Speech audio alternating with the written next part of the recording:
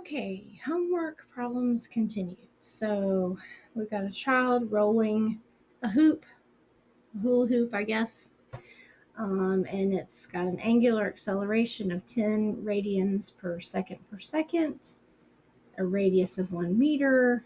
So what is the net torque on our hoop? Okay, so we can use net torque equals I times alpha here. This is our Newton's second law equivalent for dynamics. This is what we want. We're given this as 10 radians per second, and then we need to figure out the rotational inertia of this hoop. So remember, these are equations where we've got m times r squared times k, which is a shape constant. In the case of this particular hoop, k equals 1. They've already given us this here. And you don't have to memorize k values, okay? They'll be given to you. So for the hoop, we've got, so I'll just write it out here. K times m times r squared. K equals 1. So we've got 1 times our mass is 0.02 kilograms. They gave us that. And then our radius, the hoop has a radius of 1 meter. So that's going to be 1 squared.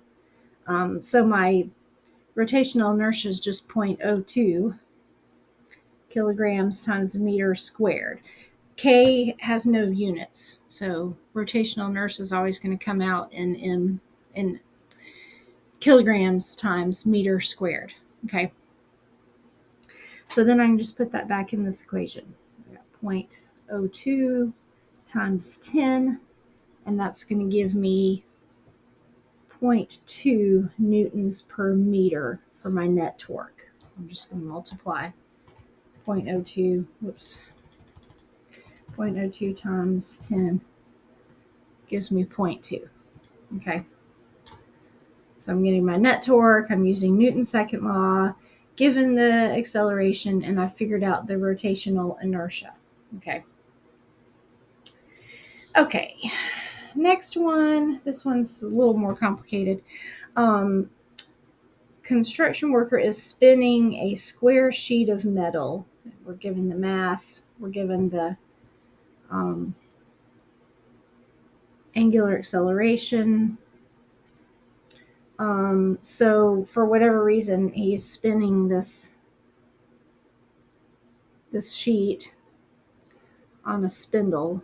So just, I'm not like good at drawing this, but imagine this sheet, and that's supposed to be a square. It looks more like a rectangle, but he's spinning this sheet of metal on a vertical spindle. So that's my pivot point, my axis of rotation. And we want to know what the dimensions of the sheet are.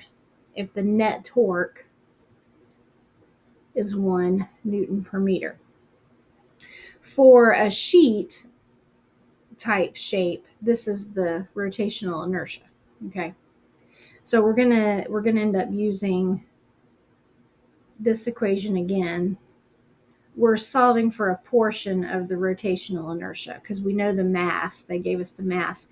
We don't know the dimensions of the sheet. This is a square. Okay, so this is going to become 1/12 times m times basically a squared times 2, right? Because we're going to assume this is a square, so a and b are the same. So it's going to be 2a squared. This is the formula for a rectangle, but we can easily adapt that to a square, right? So let's see, let's set this up. We're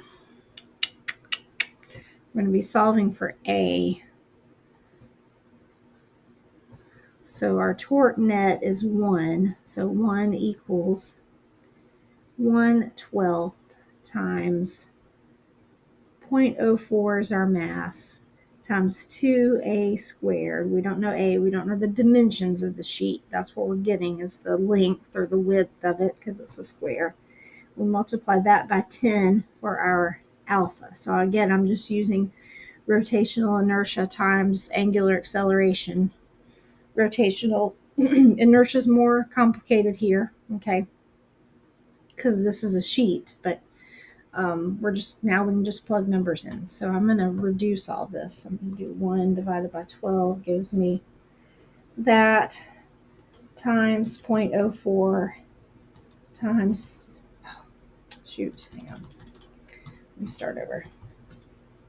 Times 0.04 times 2 times 10 for my angular acceleration, 0.067. So 1 equals 0.067 a squared. So I just reduced all these numbers here down to this. Okay. Then I'm going to divide both sides. So 1 divided by 0.067 equals a squared. 14.93. And remember, I got to take the square root of that. So that equals a squared. So a equals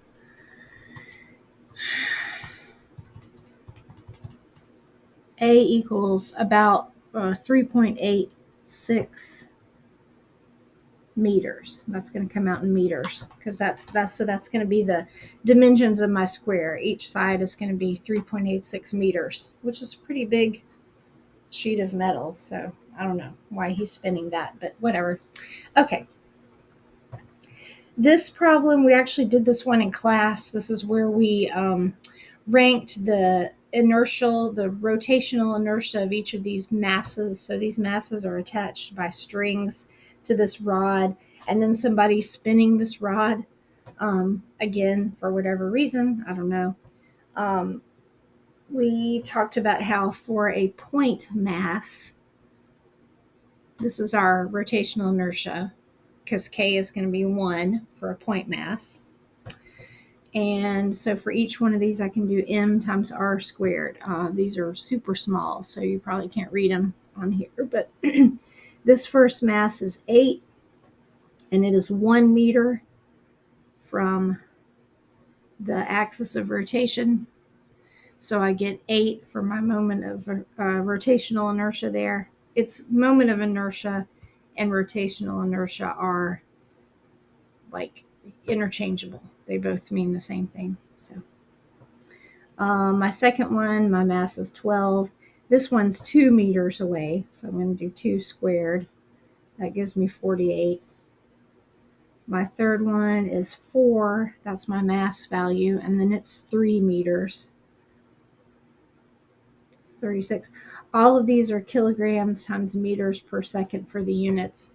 And so I see that my third mass has the least to greatest. Okay, so it's going to be mass 1 is less than mass 3 is less than mass 2. So mass 2 has the greatest rotational inertia. That means it's going to be hardest to rotate mass 2.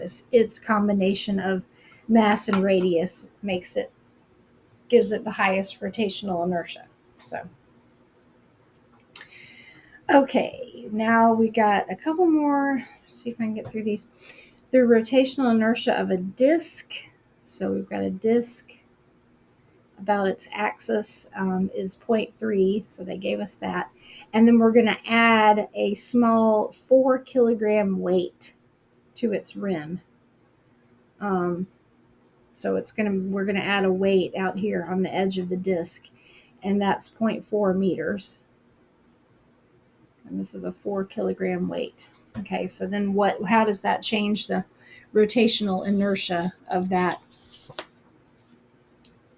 And we don't have to worry about calculating it for the disk because they gave us the number. So that's handy. So let's see.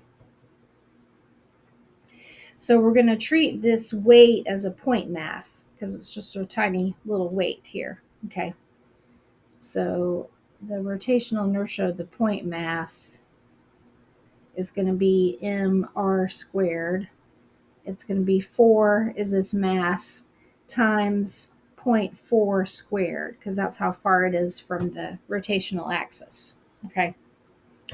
And that gives me 0.64 kilograms times meters squared. Okay. And then if I want my total rotational inertia, of the disc plus the weight, I'm just going to add those. So I've got my rotational inertia of my disc is 0.3, and then I'm adding 0.64 to that for this weight that's been plopped onto the end of it.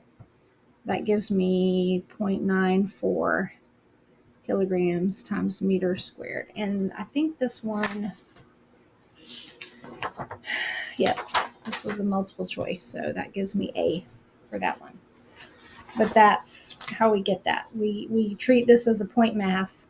We calculate its rotational inertia, and then we just add that to the disk, because now these two are combined into one. This is rotating, and it's got this weight that's been added to the rim. So, okay, that's time for this video.